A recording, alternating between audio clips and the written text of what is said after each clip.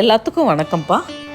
எங்கள் வீட்டு குளிர்சாதன பெட்டியை அக்கக்கா எடுத்து குளித்து முழுகி எல்லாத்தையும் க்ளீன் பண்ணி காய வச்சு நான் வந்துட்டு க்ளீனிங் வீடியோ போடலை. டிஐஒய் மெத்தடு உங்களுக்கு முன்னாடியே சொல்லியிருக்கேன் இல்லையா, அந்த மெத்தடில் தான் நான் க்ளீன் பண்ணேன். அதனால் 10 நிமிஷம் கூட ஆகலை எனக்கு க்ளீனிங்க்கு. காய வைக்க தான் கொஞ்சம் டைம் எடுத்துச்சு, வெயிலில் போட்டு காய வச்சு எடுக்கிறதுக்கு. இதுக்கடுத்து நம்ம காய வச்சதெல்லாம் அதுக்குள்ளே வந்துட்டு நம்ம அடுக்கி வச்சுட்டு திங்ஸ் எல்லாம் வந்துட்டு எப்படி ஸ்டோர் பண்ணலான்னு சொல்லிட்டு பார்க்கலாமா. இதை பார்த்தீங்களா, நம்ம வந்துட்டு குளிர்சாதன பெட்டியில் இருந்த எல்லா ஷெல்ஃபையும் கழட்டிட்டேன். அப்படியே அதை வந்துட்டு ஒன்றுமே இல்லாமல் கபோர்ட் மாதிரி ஆக்கிட்டு எல்லாத்தையும் கழுவி வெயிலில் காய வச்சு, இதோ எங்கள் ஹஸ்பண்டும் எனக்கு கொஞ்சம் ஹெல்ப் பண்ணாங்க. காய வச்சதெல்லாம் எடுத்துகிட்டு வந்து கொடுக்கறதுக்கு பால்கனியிலேருந்து எடுத்துகிட்டு வந்து கொடுத்தாங்க. எனக்கு கொஞ்சம் அது ஈஸியாக போயிடுச்சு. இப்போ எல்லாத்தையுமே வந்துட்டு அந்தந்த இடத்துல வந்துட்டு வச்சு செட் பண்ணணும். நம்ம வந்துட்டு என்ன தான் நம்ம தொடச்சி எடுத்தாலும் ஃபுல் அழுக்கே நம்மளால் எடுக்கவே முடியாதுங்க.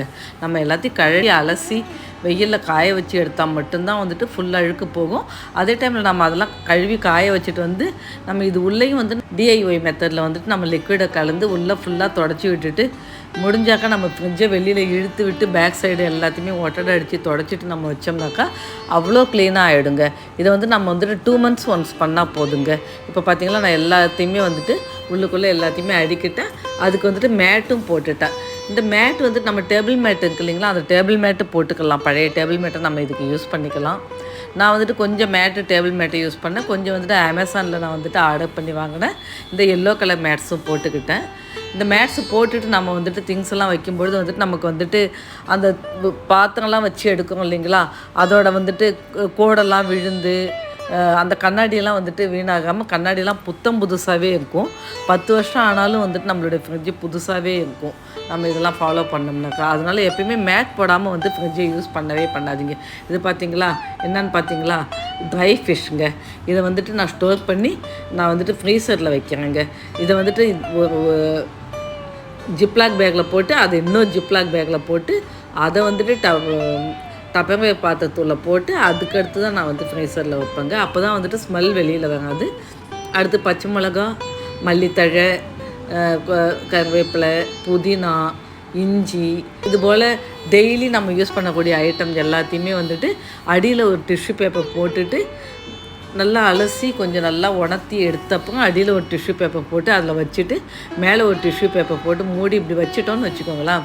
இது 15 days ஆனால் கூட பழுத்தும் போகாது, வாடியும் போகாதுங்க. அப்படியே ஃப்ரெஷ்ஷாக இருக்கும். நம்ம எப்போ வேணால் எடுத்து சமைச்சிக்கலாம். இதுக்கு அந்தளவுக்கு நல்லாவே ஃப்ரெஷ்ஷாக இருக்கும். 15 நாள் ஆனால் கூட கெட்டே போகாதுங்க. நான் எல்லா அடிப்படை காய்களையும் சுத்தம் பண்ணி மேட்டில் போட்டு லைட்டாக உணர்த்திட்டு நான் அந்த ஈரப்பதம் போனதும் எடுத்து இப்படி பேக் பண்ணி எடுத்து வச்சுடுவேங்க. இதை முடிஞ்சிச்சு. இஞ்சியெல்லாம் பார்த்திங்கன்னா நல்லா க்ளீன் பண்ணி வச்சுட்டோம்னாக்கா நம்ம டக்குன்னு எடுத்து சமைச்சிக்கலாம். மேலே வந்து மாவு ஸ்டோர் பண்ணி வச்சாச்சு. நான் ஒரு டப்பா மாவு தாங்க போடுவேன். அதுதான் வந்துட்டு 4-5 நாள், அதுக்கு மேலெலாம் மாவு வச்சு யூஸ் பண்ண மாட்டேன். என்ன தான் நம்ம ஃப்ரிட்ஜில் வச்சாலும் அதுக்கும் அளவு இருக்குது இல்லைங்களா. நான் பாட்டுக்கு வச்சுட்டு 10 நாள் 15 நாள்லாம் வச்சு சாப்பிட்டாக்கா அவ்வளோ உடம்பு கெடுதல் தான். மற்றபடி வந்துட்டு வண்டு பிடிக்கக்கூடிய திங்ஸ்லாம் கூட நான் ஃப்ரீசரில் இந்த பக்கம் வச்சுட்டேன். எக்கு வச்சுட்டேன், இஞ்சி பூண்டு விழுது வச்சுட்டேன். அதுக்கடுத்து வந்துட்டு இந்த சைடு வந்துட்டு வண்டு பிடிக்கக்கூடிய திங்ஸு, தேங்காய் பூ, இது எல்லாத்தையுமே வந்துட்டு நான் ஃப்ரீசர் சைடு வச்சுட்டேங்க. காலை ஆஃபீஸ் அவசரத்தில் நம்மளால் தேங்காய் பூலாம் வந்துட்டு நம்ம தேங்காவெல்லாம் துருவிட்டு இருக்க முடியாது. ஸோ நான் வந்து தேங்காய் பூ வந்துட்டு 4 தேங்காவாக இருந்தால் கூட வந்துட்டு மேடுகிட்ட கொடுத்து துருவி வாங்கி டப்பாவில் ஃபுல் பண்ணி வச்சுடுவேங்க. இது வந்து 1 month ஆனால் கூட நம்ம ஃப்ரீசரில் வச்சுட்டோம்னாக்கா தேங்காய் பூ கெட்டே போகாது. சமைக்கிறதுக்கு முன்னாடி மட்டும் வந்துட்டு ஒரு 1/2 hour போல் முன்னாடி எடுத்து நம்ம வெளியில் வச்சிடணும். வெளியில் வச்சுட்டு யூஸ் பண்ணிவிட்டு திரும்ப எடுத்து வச்சிடலாம். அப்படியே அந்த டேஸ்ட் சேஞ்ச் ஆகாமல் அப்படியே இருக்குங்க. அதுக்கடுத்து இஞ்சி பூண்டு விழுதும் அப்படி தான். இஞ்சி பூண்டு விழுது வீடியோ நான் போட்டிருக்கேன். எப்படி ஸ்டோர் பண்ணணும்னு நீங்கள் பார்த்தீங்கன்னாக்கா உங்களுக்குலாம் யூஸ்ஃபுல்லாக இருக்கும். 1 month கூட நம்ம இஞ்சி பூண்டு விழுது வச்சு யூஸ் பண்ணலாங்க.